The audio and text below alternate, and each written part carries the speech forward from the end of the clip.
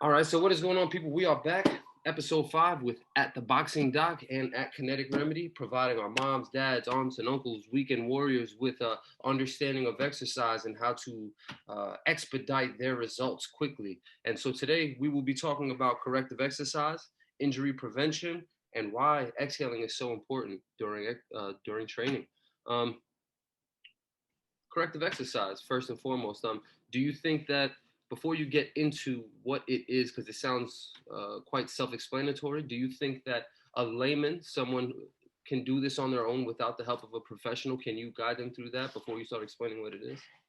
Yeah, I think so. So corrective exercise um, is something that you it could be isolation of an area that might be weak.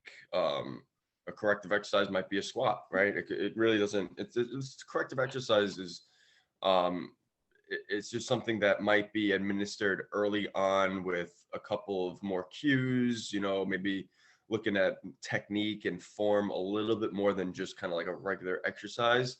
Hmm. A corrective exercise could be something that maybe you're not doing often. Maybe maybe some rotator cuff work, maybe some hip rotator cuff work. Something that those little muscles might not get the same attention as the bigger guys. So that's when corrective exercises come into play. Now, I think anyone can do them. I think first and foremost, you want to make sure you're doing them right. So seeing a professional like me or like you, and making sure that you're in the realm of what a corrective exercise should be. Make sure that when you're doing a corrective exercise, you're teaching relationships. You're not just giving them an exercise. That's the difference. Like with the corrective exercise, you're teaching relationships between core engagement and the hip, or the lumbo-pelvic relationship and your shoulder, right? So that's just your lumbar spine, your lower back, and your pelvis Mm-hmm. in relationship to the shoulder. So when I move the shoulder, my pelvis and lower back should remain stable. It shouldn't Mm-hmm. overarch. So I think that in and of itself is a nice corrective exercise. So I think if you're teaching the relationship early on to the client or patient, um, and they practice it and they kind of get the idea and they can do it in front of you and you don't have to say anything, you just sit back and watch. I think at that point they can be doing that on their own, and they can definitely kind of supplement their normal activity, normal exercise with these correctives, just so that you're not just chasing pain. Like sometimes everyone wants to just chase the pain. All right, I fixed my pain. Now I'm ready to go. Well, it's not just that. That's just the beginning. Once you get out of pain, now this is an opportunity for us to look at your movement technique, any faulty patterns that we might have to address. And that's when the correctives kind of come into place. Okay. Okay. Yeah. That's nice. I like that because I also know it can get really extensive with muscle lengthening and things like that, and that would take much more concentration and focus from a professional if you're out of balance with certain muscles, and now we're sort of focusing and triggering. But simplifying, just engaging your core during a lot of the movements seems to be a way that people can really sort of initially start Yeah. off to make their body strong. What is a key way that you like to cue your clients in on engaging their core? A lot of people can't feel their core. Uh, I don't know. It's something that I hear. It's like I can't feel the core muscle. I don't know when I'm using it. I really don't know how to engage it fully. Where am I firing? I'm firing my neck and my shoulders instead of my stomach. What are some Yeah. cues that you use? I like to use I'll get them just like laying down on the floor first and just say, okay, let's try to get a full complete exhale. Let's try to exhale for about 6 to 7 seconds. And I'll teach them as they do that to coordinate the kind of the posterior pelvic tilt, where they just kind of like flatten their back into the ground, almost like a crunch. I like to say crunch, although I don't really like crunching. Like crunching, sometimes you're just doing the classic six pack muscle, and the six pack muscle is overrated. It's not about the six pack, it's about the obliques and the deep muscles. The rectus abdominis that you see, like, the six pack muscle, Top it really has no attachment to the spine, and it has no attachment to, it really doesn't have an attachment to like your pelvis, really. It just has an attachment to, well, to the pubic symphysis. It does have an attachment there, but no attachment to the spine really. So it's just kind of pulling you down like this way rather than, down by the sides and causing a kind of 360 core engagement. So if your goal is to get, abs and you just want to show them at the beach, then okay, you strengthen up the rectus abdominis, you're okay. But if you really want longevity and low back health and a good overall strong core, we're going to think about obliques and stuff like that. So that's when the exhale comes into play. So I would say, okay, well, listen, you're not feeling your core, you can't feel those muscles. Let's put them in the easiest position. We'll start laying down on the mat. We'll start with just a isolated pelvic tilt, maybe a little ball squeeze, right? Just to kind of further kind of feed forward the process. And then breathe in a little bit.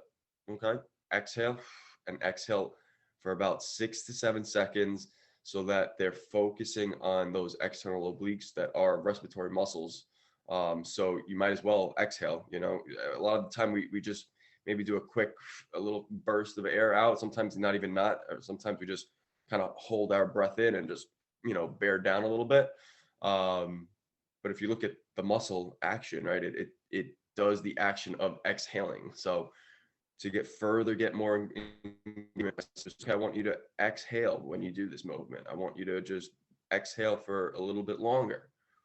And usually, and with that, they'll definitely start feeling it. If they're getting the breathing down right and they're getting air out, they're gonna see a huge difference in not only their front side, but the sides, their obliques, and just this whole 360 kind of way to look at it.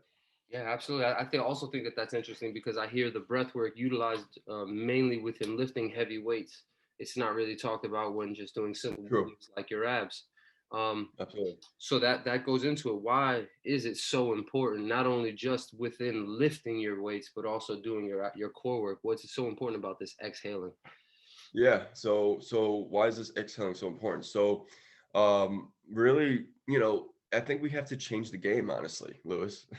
We have to change the game because We are on board. Yes, sir. because it's always been like, oh, okay, Monday's chest day, Wednesday's core day, or even not, it might be okay, at the end of my workout I'll do core, you know what I mean? Like it's never like, it's always separated from the rest. But you know throughout the whole routine, core is the number one foundation for our movement, for our health. And we got to take lifting weights pretty serious. I mean, we're pretty much doing micro damage to our body, and we're uh, you know, tearing down little muscles and trying to grow them back. So this is a pretty, this is pretty serious. It's like when a doctor prescribes you, a medication, right? He prescribes you something, and you got to pick it up, and then you take it for a few weeks, right? So when a doctor gives you a dose of medication, there's side effects to it. There's all sorts of things that you got to be aware of. And yeah, and I mean, there's interactions and stuff like that. So it's like when a doctor gives you a medication, you have to follow it through, right? If it says take it 2 times a week for 3 weeks, you're not going to stop after the first week. You want to fulfill his order.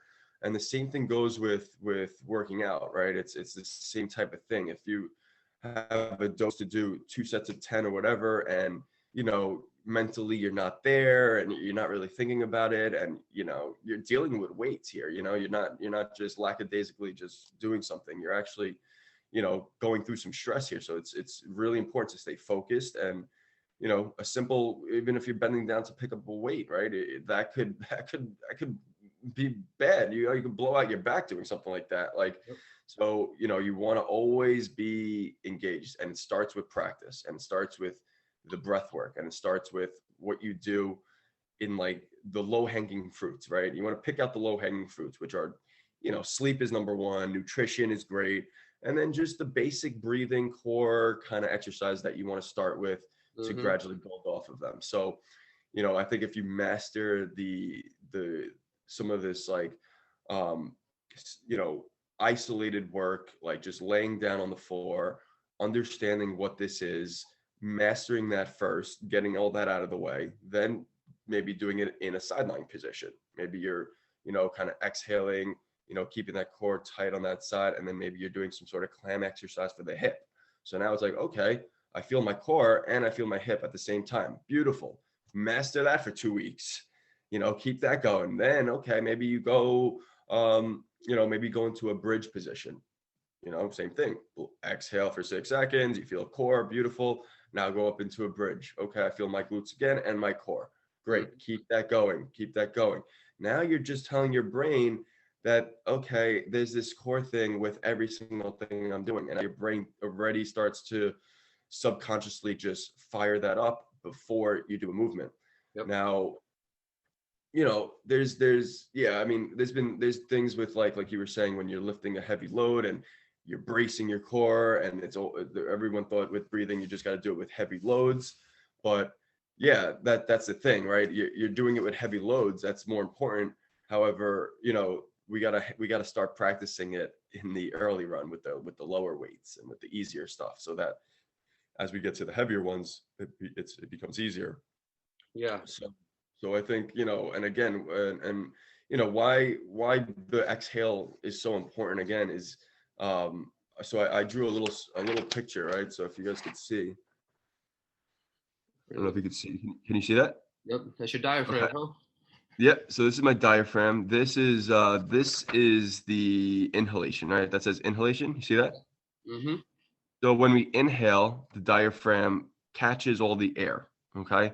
Yep. This is your diaphragm in the lungs. This is your pelvic floor diaphragm, which is like your abdominals, some of the muscles that kind of hang, below our gut, that kind of catch our gut contents. So when we inhale, we get this like hammock of both, which is great. It's supposed to do that. Beautiful. Then when we exhale, they contract. So we got to get air out of the lungs. So the diaphragm starts to go this way, and the pelvic floor should match. So they should always match. Pelvic floor and diaphragm, they need to match. So as we exhale, we see, like I said, pretend like this is the body, right? The lungs are up top. My obliques are on the side, and they're pulling the ribs down to get the air out. So ribs come down, air comes out. Yes, sir. Now this side, this is my pelvic floor. This also contracts, which is super important for people who might be postpartum, just had a baby, maybe they're in pregnancy, even people with just abdominal weakness, kind of just protruding gut, that like kind of area where it can kind of get filled up, you kind of feel bloated, this and that. The exhale can help with that. So if you constantly feel bloated and you feel like you have this like extra layer of fat kind of growing on the lower part of your stomach, the exhale component is going to help kind of tighten that up. But again, a lot of us, we don't fully exhale. So we're hanging out here where it's just kind of drooping down. But if we get a full exhale, we can get this hammock to kind of reverse and get all those muscles to tighten up here. And obviously it's supposed to match. Now in dysfunction, and people who have maybe are in pain, who just had surgery, maybe people who just have, they don't have that breathing pattern down. Maybe it's the people that you met who just can't feel their core. They're most likely in this position. So they're gonna exhale. This diaphragm will come up, but the pelvic floor is way too weak. The abdominals are too weak to come up and follow. So they're going to remain in this hammock position, stretched out, weak, over lengthened, and just kind of holding for dear life. And when they're holding for dear life, that's when some of the spasms can happen in the lower back. Sometimes, they get low back pain and all these other issues because it's over lengthened, it's overstretched, and they're just going to spasm up on you. So it takes a bit of time to get from here to here. But I think if you constantly practice, you squeezing a ball between the knees, you're doing some pillow squeezes, and you're exhaling for a long time, you're going to eventually get into this. And then you can go now integrate back and forth. Inhale, exhale, inhale, exhale. Yes, sir. No, that is perfect. I think that also segues perfectly from last week where we were talking about shallow and deep breathing. Having that right there, that's exactly what it is. You want to breathe deep down into that belly button area, get it all up and out. Yeah, improves your oxygen circulation, improves the the endurance of all your muscles and things like that, getting the CO2 up out the muscles, keeping you fresh for long term. Yeah, yeah, I think that's huge. It just sets you up for recovery, sets you up for success, and in a day and age when we are, getting more, there's more of a health conscious take, and there's more fitness, and there's more, people starting to really look at health and looking at it a different way. This is a perfect way to now try to change that game where it was, maybe 5, 10 years ago, where it was just kind of like, all right, like let's split this all up. We'll save core for the end of our routine.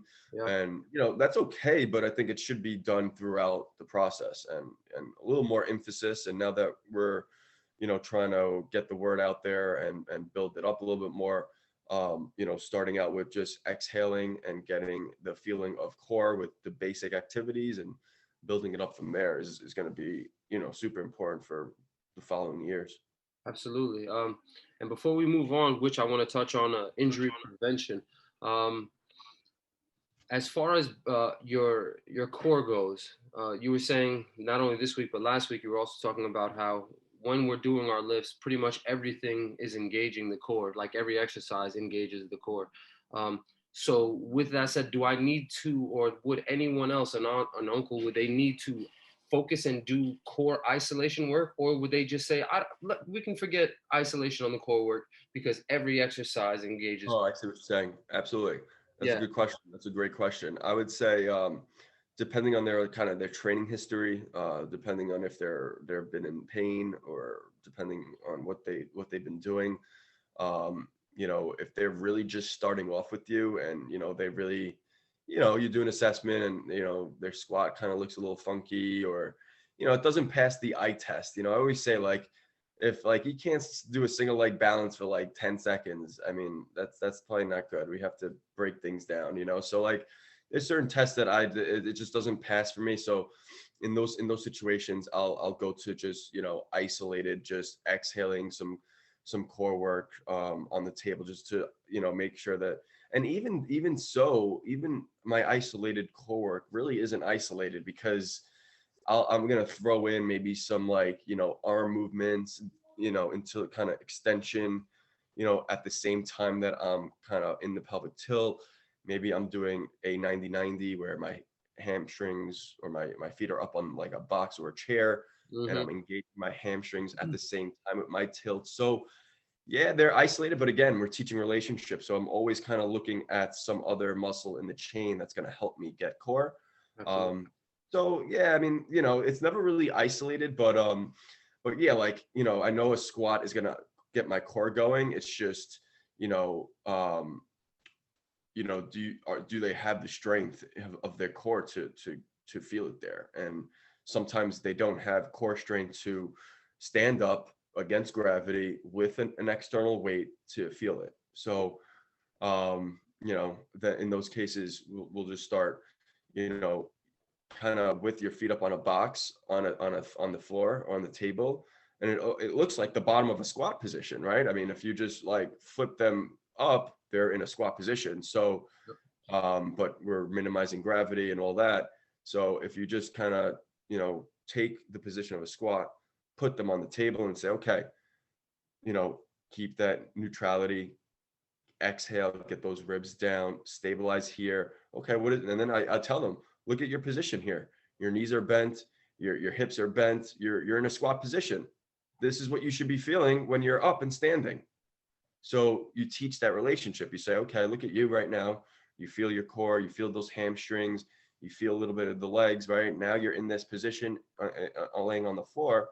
I want you to take the same sensation. I'll tell them, take the same thing, and let's stand up. And I want you to kind of feel the same things when we're going through our repetitions. Hmm. So they're able to kind of correlate the two, which is important, making that validation in the session. So transitioning, utilizing that, one thing that I like there, I want to move into injury prevention. Yeah. One of the things, like, there's so much that you can talk about with it, but right now we're talking about core work. We're talking about hamstrings. Um, Yeah. People with back pains, lower back pains, knee pains. I want to focus on the lower half of the body right now. Maybe next week we can go into the upper. body and focus on injury prevention and what it is that we can Yeah. sort of focus on there. But since that's where we are now, let's say knee pains. When I have people with knee pains and hip pains and lower back Yeah. pains, I like to really strengthen the glutes. I like to really strengthen the hamstrings, strengthen the lower back, and that'll help to give that support and that stability. Yeah. Um, Talk to me about injury prevention. Talk to me Yeah. about the lower half, if you can. Absolutely. So the lower half, we'll start with the lower back. The lower back is designed to be stable. It's not really designed. If you look at kind of like how the facets are or how the joints are in the lower back, they're not really designed to move too much. They really are designed to stay kind of stable. Hmm. There is they can flex. The joints are kind of open up and flex. The extension component is not there's not too much because the joints kind of lock down in extension. Hmm. But other than that, there's really not too much movement that occurs at the lower back, and that's a good thing. We need to be stable there. But again, what happens over time if we have weakness in our core, then we can have a little trouble there. And now, the joints would start moving a little extra because we don't have the stability from our muscles. That's one thing. So we said low back designed to be stable, okay, not really move too much. The hips, opposite. The hips are just like the shoulder. They're designed to move a ton. We have a lot of rotation in our hips. We have a lot of flexion, extension, not too much, 15, 20 degrees, but still, more than what your back should be doing. So the hip, you want to first look at range of motion. See if they just kind of have, full ER, full IR, full flexion, extension, even abduction, right? The hip does move a lot. So I would first, with injury prevention, we want to just make sure you have mobility. That's just kind of like the basic number one thing. Do you check those boxes off? Great. So you do. You have you check those boxes off. Awesome. Now, how about the control, right? Can you control your range of motion? You can get up, you can move your hip to the side, but can you control it with your strength? Can you control it with your muscle? Hmm. That's when now the strength and stability portion comes into play. So then in those positions, I'll have them maybe see if they can hold a plank, a side plank, isolating the glutes, isolating the core. Can Hmm. they hold that for 30 seconds? If you can't hold a side plank for 30 seconds, we probably need to modify things and address your endurance around the hip a little bit more, Hmm. uh, something like that. So that's kind of like a quick and dirty test that I'll do for that. Also, a single leg bridge. I'll have them go up into a single leg bridge, isolating the glutes, little hamstring, and seeing if they don't, and that's also a lot of core too, right? Because you got to, stay balanced there with one leg. So, and again, can they hold these 30 seconds? Can you hold this 30 seconds for, up to 40 seconds? Can you do it 3 times, without trembling, without, again, making sure you're breathing. If they're holding their breath, that's to me, that's like the thing is too hard for them. I would say, that they're not ready for it. If they're just in a side plank and they're like, I could do it, but they can't even talk to you because they're holding their breath, it's too hard for them. Talk test is So the real thing. yeah, talk test. So that's number one. So yeah, so you go range of motion, you see where the mobility's at, and then see if they could hold positions, and that'll give you an idea of where their hip is at. Once you clear out mobility, once you clear out strength, then let's stand up, see how you do, kind of like a lunge, a squat, something like that. And if you're doing it with the right core form and the right amount of depth and stuff like that, Hmm. that's another good sign, and you're well on your way. um, After that, I would go into like a balance drill. Can they hold balance on an unstable surface? Can they do it with their eyes closed? Can they do it, tapping a cone? Can they, so like a lot of balance involved in seeing if they can control it Hmm. as well. Then after that, we'll go into a little plyo, see if they can jump forward and land and balance, right? Can they do a side jump? Can they do a backwards jump? Can they jump in place? And once they can do all that stuff and kind of, it's pretty simple and they're mastering that, that in and of itself, you're building capacity and you're building injury prevention in that way. Yep. And a great way for injury prevention is, you loading your body, making sure you're strong enough, right? That's why off-season training, you're progressively overloading your body. You know, instead of, you know, jumping with no weight, maybe the first week, now you're holding on to 5-pound weights, you're doing jump squats with that. Yep. Then 3 weeks later, you're doing 10 pounds and now 15 pounds, and you're working your capacity and you're getting stronger. And that's in and of itself is injury prevention too. Yep. You know, but just like we said with our programming, right? After doing 4 or 5 weeks of that, make sure there's a week of deload where, you know, you drop all the weights and you're just doing your jumps with nothing. Yep. So that's another thing. That's also injury prevention, knowing how to program. So all those things go into play. Then you said the knee. Well, the knee is built just to be stable. It's kind of just, you know, a joint that just goes, it's like the elbow, it just goes up and down. I mean, that's all it does. It's a hinge joint. There is a little rotation component, but mainly it does flexion and extension. So that's pretty much it. And, you know, the ankle is very mobile. So now we go to the ankle and back to another mobile joint. The ankle, just like the wrist, moves in all sorts of, you know, funky ways. And, you know, if we lose motion in any of those directions, guess what's going to take most of the hit? The knee. Exactly. So the knee could kind of take a hit if the ankle is way too stiff or something like that. Yep. Or, you know, we see a lot of knee because it's in between two very mobile joints. So the hip and the ankle. If the hip and the ankle are stiff, the knee's going to be like, oh man, now I got to do all the work here. And the knee's like, well, all I do is flexion and extension. Now you want me to rotate. You want me to do what the ankle does. You want me to do this. There goes my meniscus, you know?